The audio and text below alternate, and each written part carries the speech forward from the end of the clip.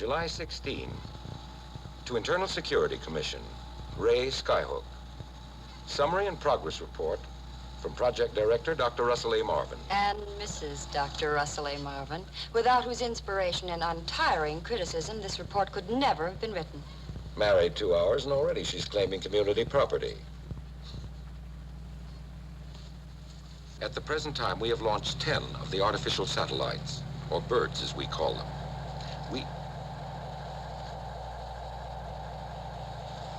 Do you hear something? Hear what? I don't hear. Listen.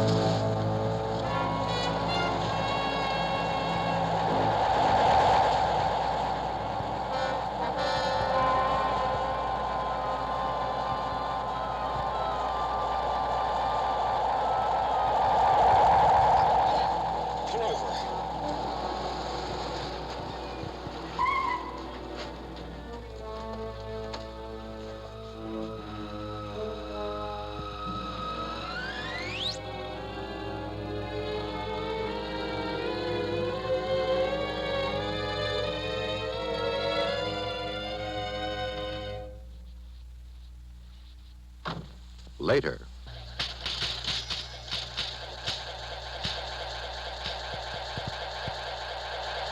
Russ. The saucer sound. It's on the tape. You forgot to turn it off. I remember now. I turned it off afterwards.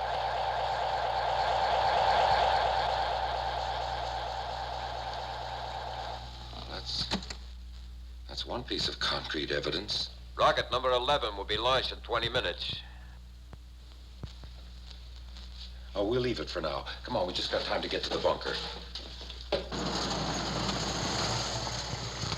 General Hanley reporting to Project Skyhook. Now make it fast, will you? I'm in a hurry. Nobody allowed in, sir. There's a rocket taking off now. That's what I want to stop. Let me speak to Dr. Russell Marvin. Oh, put him on.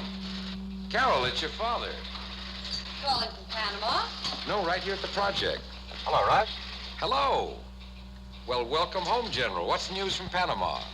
It's bad, I'm afraid. I think you ought to hear what I found before you send up another rocket. Can you possibly put it off? Well, I'm afraid I can't.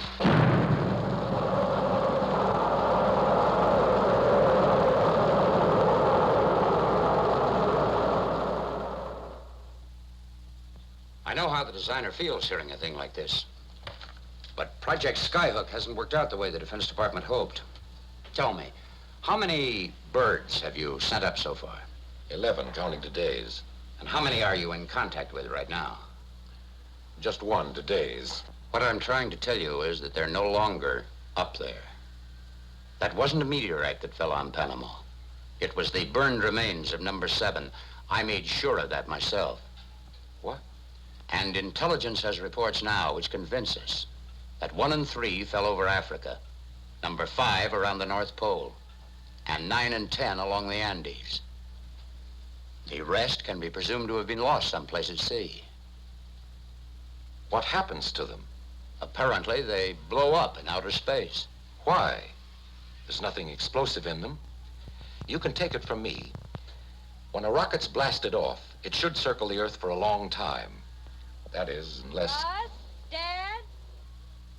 Unless what? Unless something shoots them down as fast as we set them up there.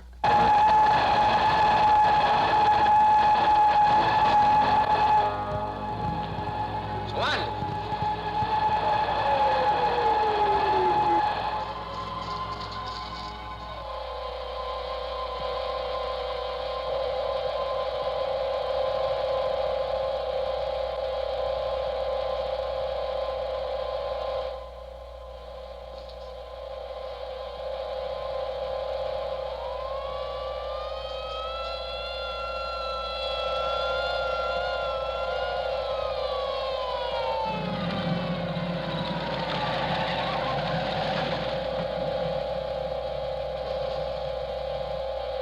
Battery, prepare to fire.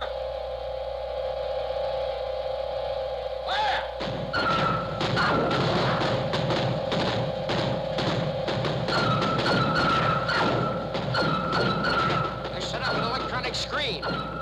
The artillery doesn't penetrate.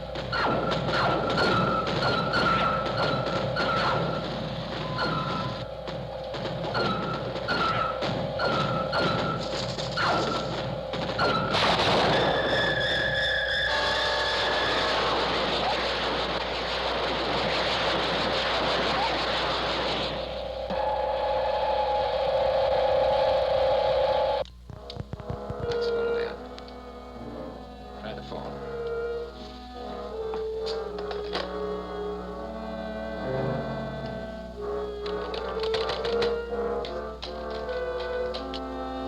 The operator doesn't answer. Look.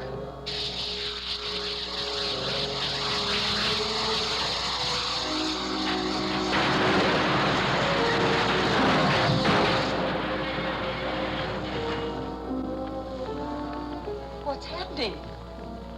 I don't know.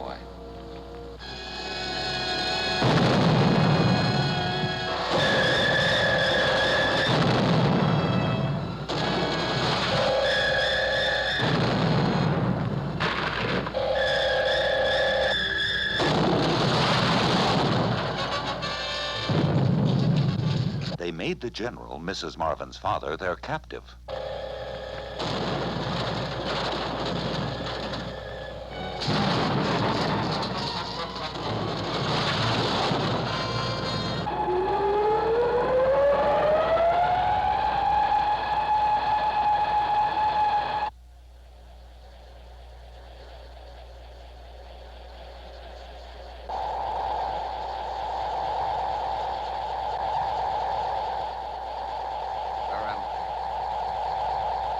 What?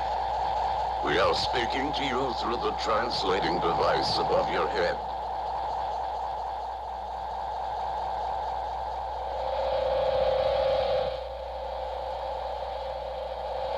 Can you understand us?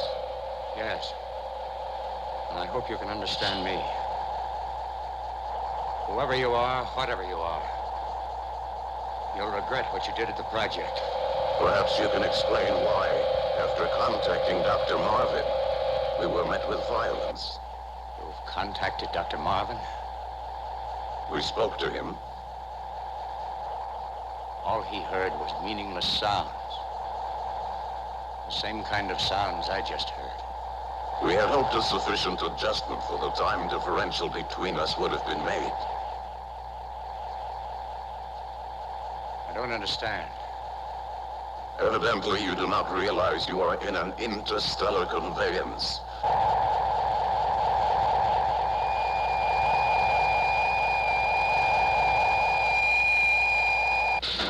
Russ? Where are you? It's all right, honey. The gas generator stopped, that's all. Please come close. I'm afraid of the darkness. Dr. Russell Marvin. The tape. It is very urgent that we meet. We will appear tomorrow at Operation Skyhook when your son is exactly over your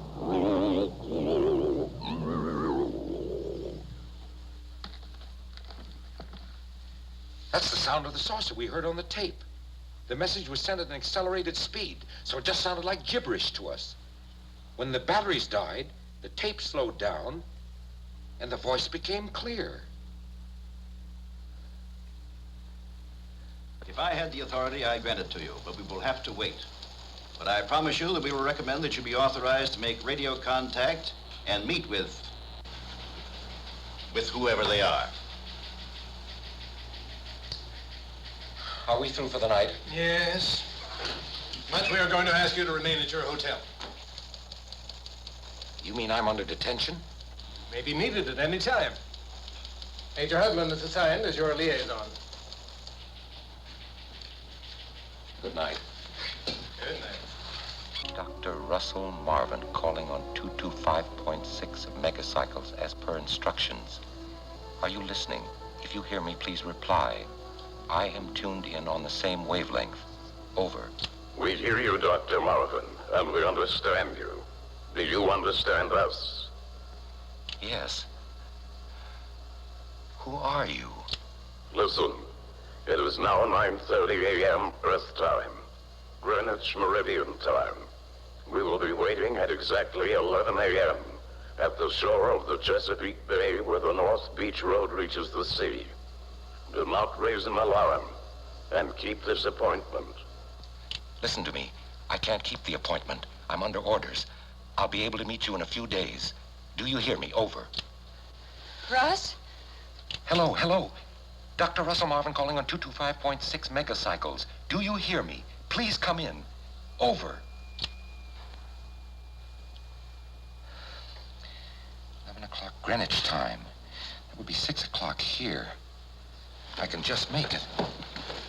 You're not going. I heard you say you're under orders. I didn't arrange this meeting. I just asked them to wait. Who ordered that radio? I did today. I was hoping they'd give me the go-ahead and let me use it. You can't go. I've already lost Dad. You shouldn't have called them. Oh, maybe I shouldn't have. And maybe I should. But it started now. And I've got to go through with it. But it's not your job alone. Oh, call someone. Call Major Hugland.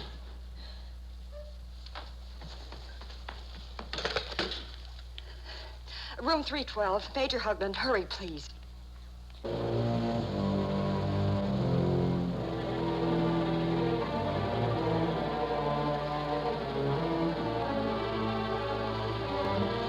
Russ, please come back with us.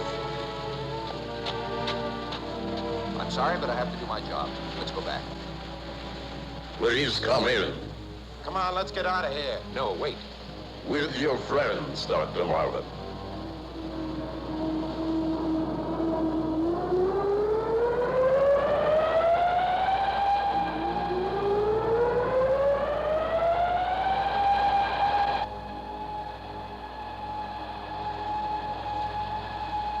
I'm coming with you. Please come in, all of you. I'm gonna phone headquarters. You'd better do as they say.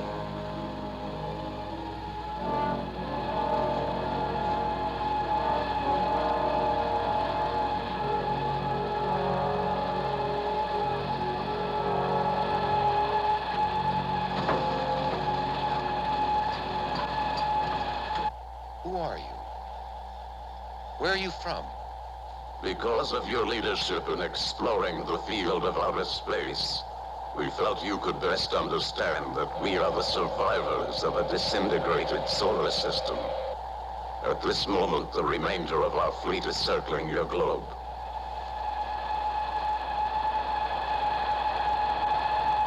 What do you want with me? Arrange for your world leaders to confer with us in the city of Washington. They may not listen. I'm only a scientist. We will show you how important it is to convince your leaders.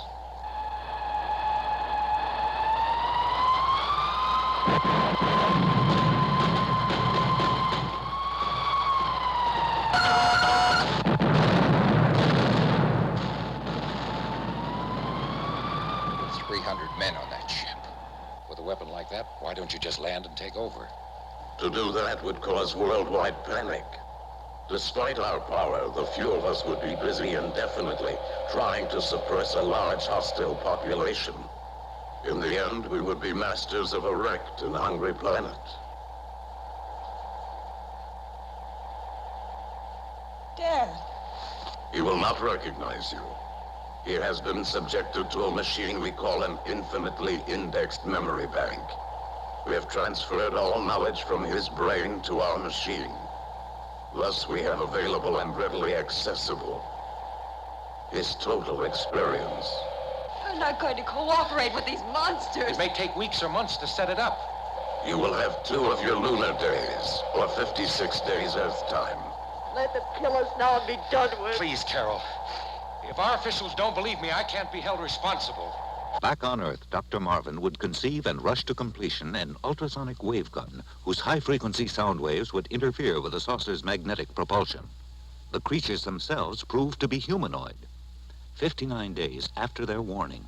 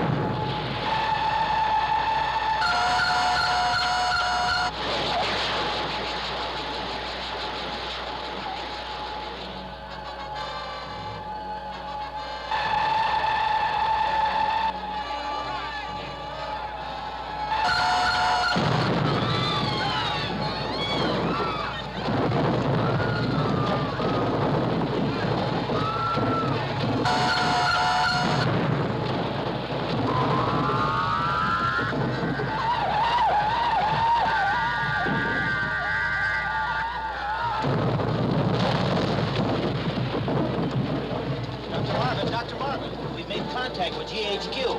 GHQ to all HF units, attention. Saucer has landed in front of Capitol Building. All HF units, attention. GHQ to all HF units.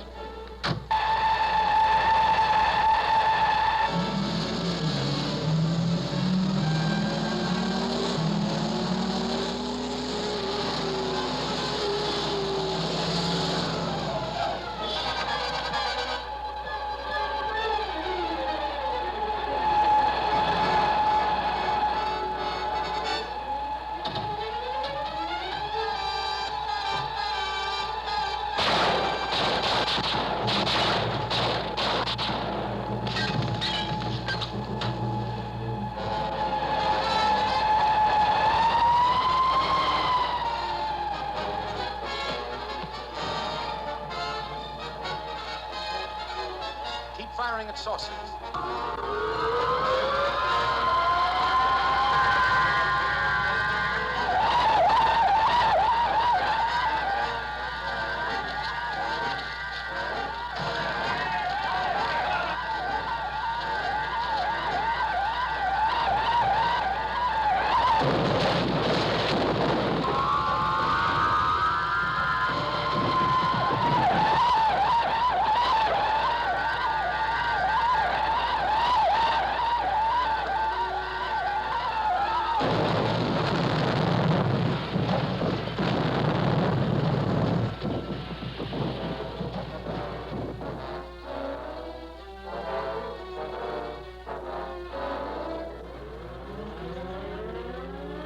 The present danger is ended. Dr. Marvin's weapon had turned the tide. Once again, the skies were clear, the land was safe, and the beaches belonged to mankind.